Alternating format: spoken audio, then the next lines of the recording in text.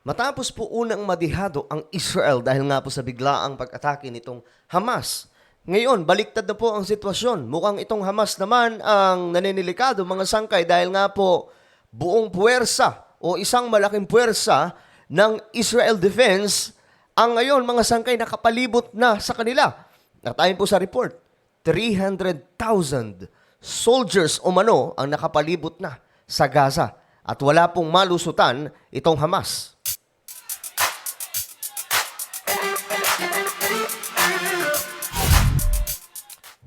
So may bago po tayong balita ngayon mga sangkay at talagang namang baliktad na po ang sitwasyon. Anyway, bago tayo magpatuloy, subscribe po muna yung ating channel. Sa ibaba po ng video na to may makikita po kayong subscribe button. So pindutin nyo lamang po yan mga sangkay.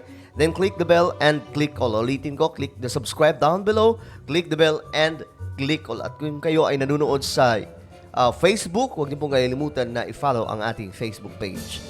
So ito na nga guys, baliktad na po ang situation mga sangkay. Ito ang balita.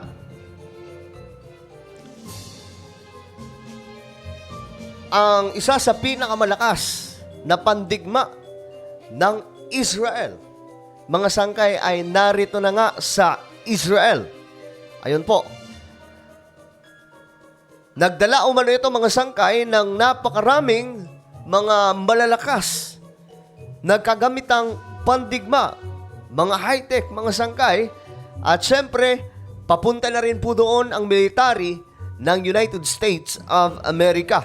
At dito, ayon po sa report, ang Israeli military nag-conduct na po ng isang malawakang pagkilos sa kanilang bansa ngayon. Alam niyo naman mga sangkay, ang Israel, napakaliit lamang po na bansa niyan. No? Subalit, pagdating sa military, pagdating po sa defense or pagdating po sa puwersa nila, medyo delikado po nito mga sangkay ang bumangga dahil nga po halos karamihan sa kanila o halos sila lahat mga sundalo. Kaya naman mga sangkay, eto na po, hindi na ako po nakakapagtataka kung bakit may 300,000 umano na tropang militar ang nasa may Gaza na. At napapalibutan na po dito itong Hamas. Kaya mga sangkay, nananakot na po yung Hamas ngayon Yung mga hawak po nila kanila na pong ginagawang panangkalan laban po sa Israel.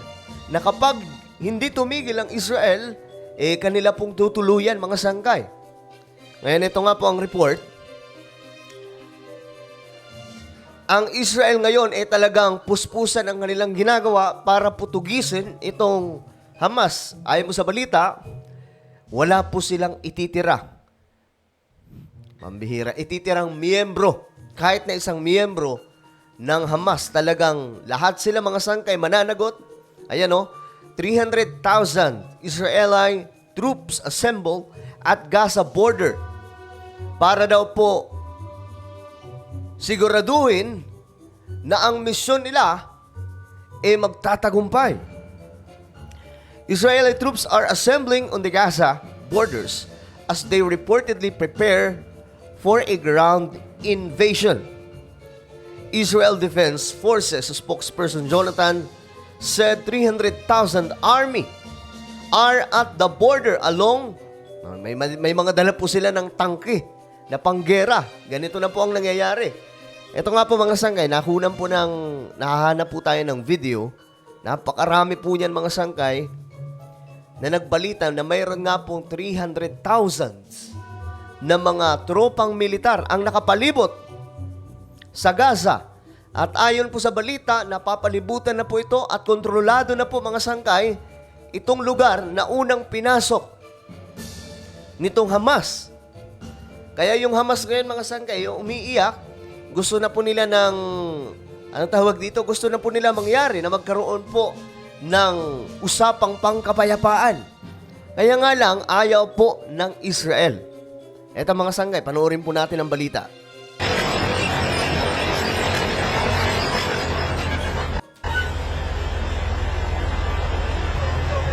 So yan po mga sangkay ang makikita sa Israel ngayon na nakapaligid mismo sa lugar na kung saan pinasok nitong Hamas At dahan-dahan na po itong Hamas ngayon ay napapabagsak nila.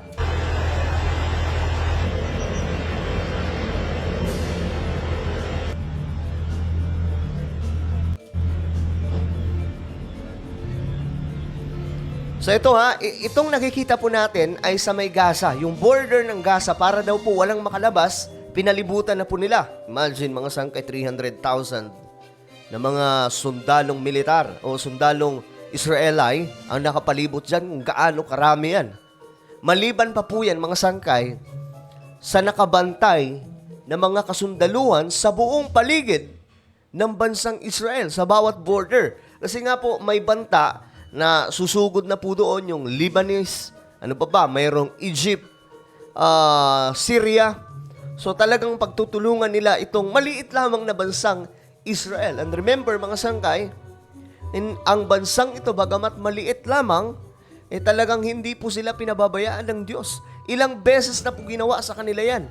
Kung magbabasa po tayo ng Biblia, ilang beses po nagkanda sakop-sakop o dumaan sa digmaan itong Israel. Pero mga sangkay, lagi po silang nagtatagumpay. Muntik po yan ubusin ni Hitler .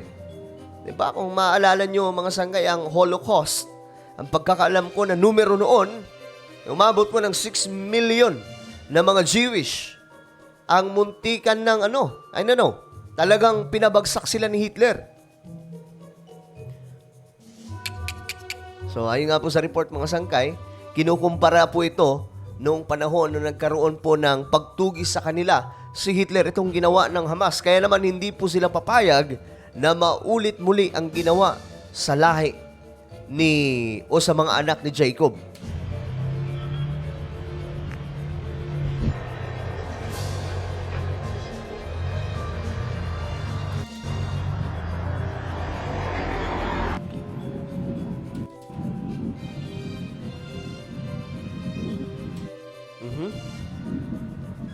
Israel military vehicles also gathered near Ashkelon, north of the Gaza Strip.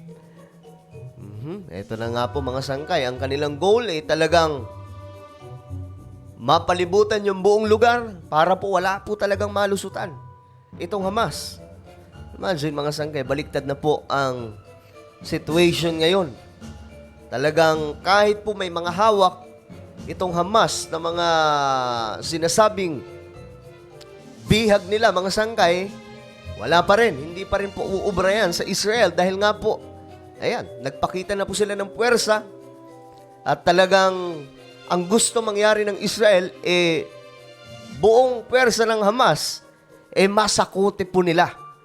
Kaya umiiyak po ngayon ang Hamas at kulang na lang, sumurrender dahil nga po, kulang na po sila siguro sa kagamitan, pandigma. Ayon nga po sa report ng Israel, ang Hamas ay walang kakayahan sa pakikipagdigma, lalong-lalo na pagdating po sa kagamitang pandigma.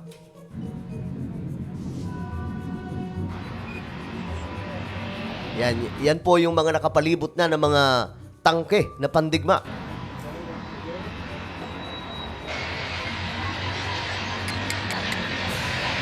Grabe.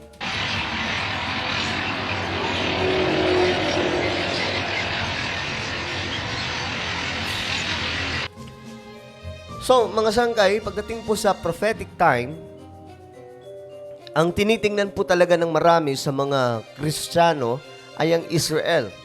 Kaya, ang tanong dito ng marami, mga sangkay, dahil po sa nangyayari sa Israel, lalabas na ba ang sinasabing Antichrist? Dahil nga po dito sa event na ito. So, sa ngayon, mga sangkay, kontrolado na po ng Israel itong Gaza. Itong katimugang bahagi ng Israel ay kontrolado na muli ng puwersang militar nila o ng kanilang gobyerno. At itong natitirang Hamas na nasa loob, ginagawa na lamang po ang mga hawak nila, mga sangkay, na panangga para hindi po sila masakote ng Israel. Kaya nga lang, ayaw po talaga ng Israel makipag-usap sa Hamas.